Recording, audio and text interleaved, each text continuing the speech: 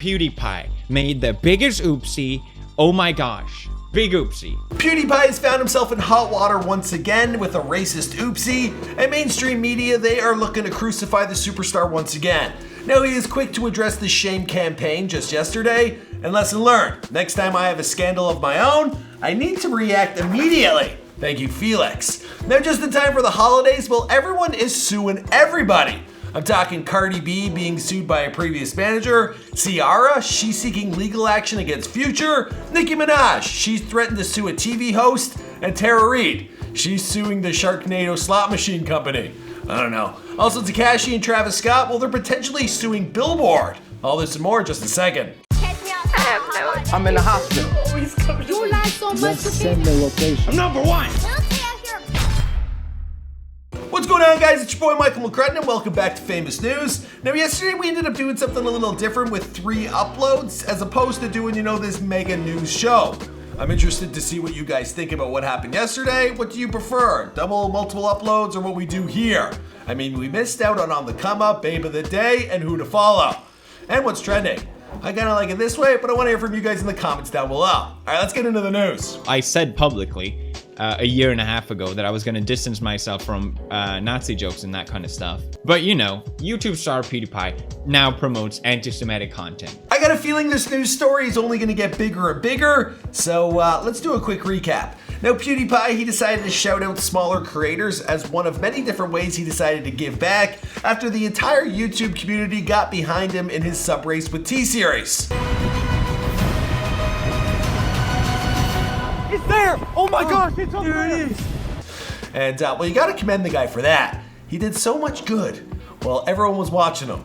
And no one was talking about that. It was on December 9th that Felix, he shouted out a total of 28 smaller YouTube channels, and one of them was ER, also known as E:R. Now, this channel is filled with anti-Semitic content mixed throughout its videos. In particular, the video Felix pointed out titled Death Note, which amongst other offensive references, it used graphic footage from the white supremacist-led Unite the Right rally, which was held in Charlottesville, where a man drove through a crowd of people. Now, this story, it's quickly snowballing out of control. Pewds was quick to reply. He removed the shout out from his video. He also addressed this as an accident. He hadn't watched this guy's entire catalog of content. I mean, again, all I said was, I like this guy's anime review. And, well, he cites this as a shame campaign, and I think that's exactly what this is. Now, if you regularly tune into Famous News, I've been dropping some, subtle hints about mainstream media and their detest for YouTubers. And how much press did PewDiePie get for his charitable actions? I mean, he was raising money for those less fortunate in India. No more fuck India. Let's instead help India. And no one was talking about it. Yet this is absolutely everywhere. Everyone's looking to jump on him with the knife as soon as they can. Now, it was an accident, and of course this treads down paths he's already been through, but he was quick to reply, he was quick to shoot it down, and it just shows you there's a lot of blood in the water. Mainstream media don't like us, not at all. In the aftermath, the YouTube channel ER, they've deleted 2 million views from the rather small channel. And Felix, well, he has to overcome another shitstorm of bad press. Heavy lies the crown. In other YouTuber news, David Dobrik, he's nabbed 10 million subscribers in 3 years. And that's twice the population of his homeland of Slovakia.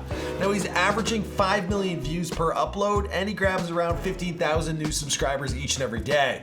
That's a huge congrats to him. I feel like we really missed the boat not doing this before they were famous. Now, YouTube Rewind has become the second most disliked video in YouTube history. 7.1 million dislikes and counting. The number 1 spot, it goes to Justin Bieber's Baby with 9.8 million dislikes. Now, content creators who appeared in the video, well, they've been sharing their shame via social media. One of the more popular creators to be featured in the video, Marquis Brownlee, well, he's made his own video discussing everything that went down. The problem with YouTube Rewind, at least as I see it, is pretty simple actually. Audiences see it as one thing, and YouTube, who's in charge of making it, sees it as something completely different. All right, let's move on to these lawsuits. Now, Nicki Minaj, she was fired up via Instagram just yesterday, posting a picture of Daily Mail TV host Jesse Palmer. In her caption, it read, "You better have a good lawyer, Jesse Palmer. Arnold Palmer, you just lied on me on national TV, and now you're being sued.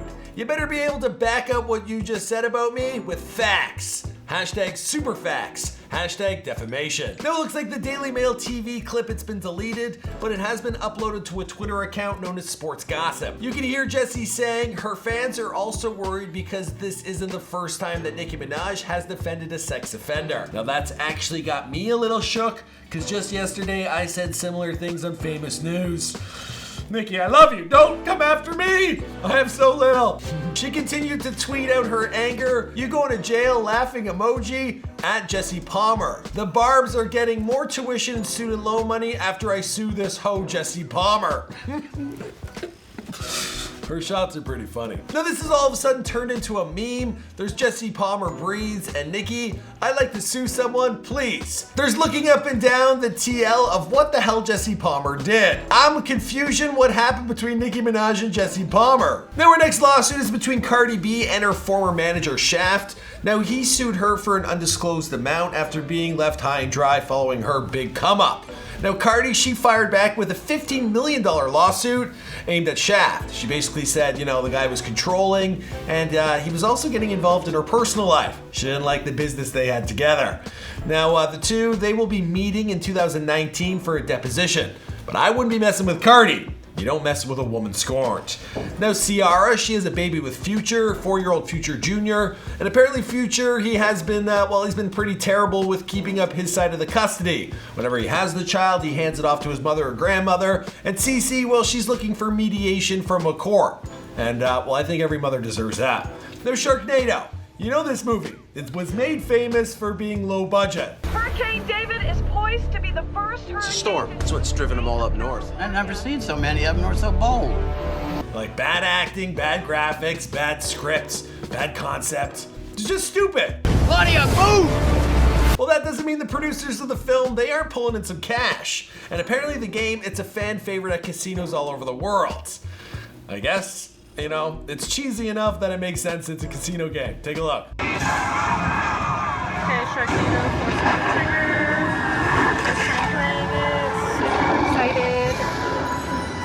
Now, apparently Tara Reid hasn't been getting any royalties for the use of her appearance, so she decided to sue for $100 million. That does sound like a lot to me, but last I heard Tara Reid was flying coach. Also, in a weird coincidence, the last time I actually met Tara Reid, and it was at a casino in Niagara Falls.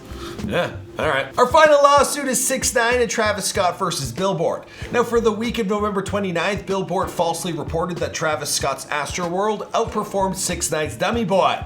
They then apologized and said, we missed it by 200 units. Anyways, the boys, they feel like there's some money here to be made, and they may be gearing up to sue.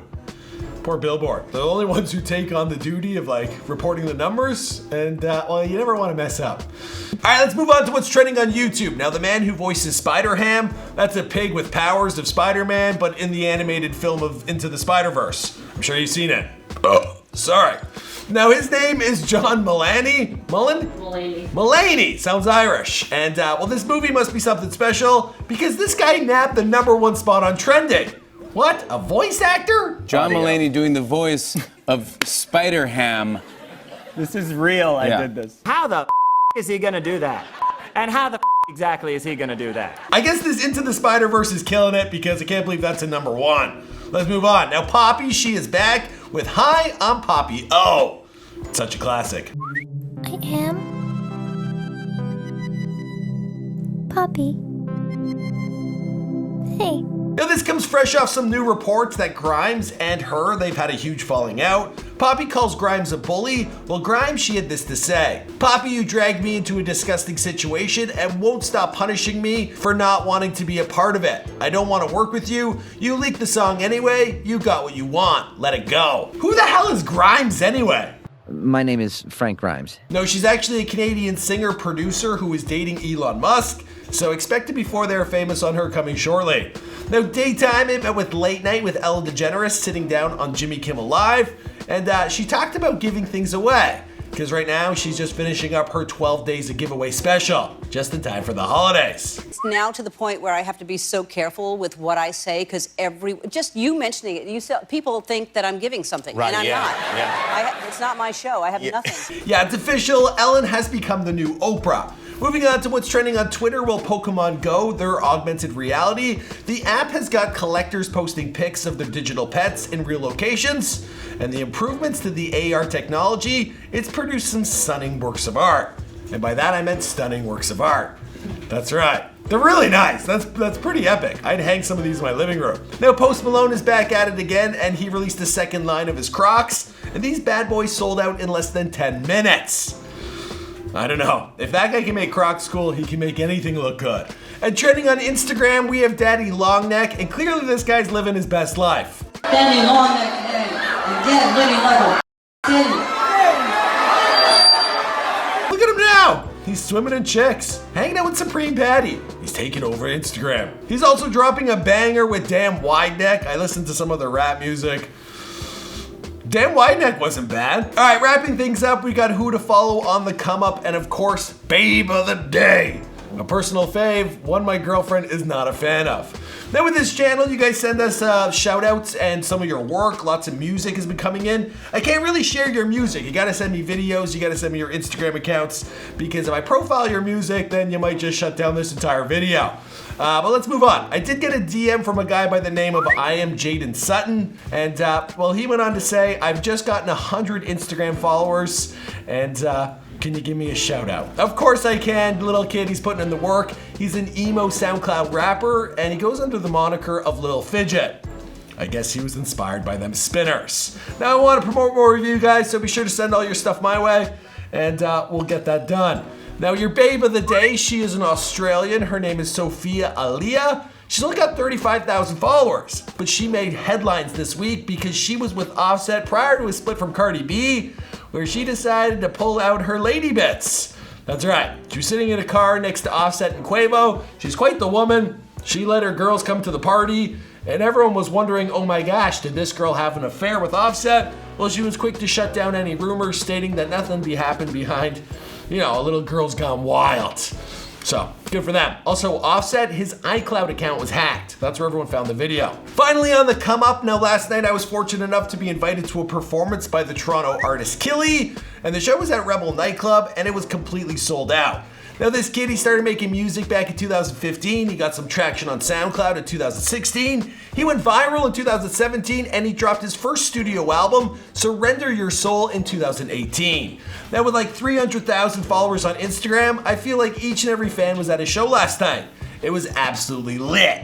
There's a lot of you guys who like stopped me for photos and whatnot. It was pretty cool. Also gave me a little more insight to the next generation. It was like 1 million Cash Me Outside girls were there. Not a lot of I thought there'd be more face tattoos. Oh well, I guess that's a pretty big commitment. All right, guys, we're wrapping up this episode of Famous News. My name's Michael McCrudden. Thanks for tuning in. I'll see you guys in the next one. Be sure to subscribe to this channel if you haven't turned on post notifications, and I'll see you in another video. Boom!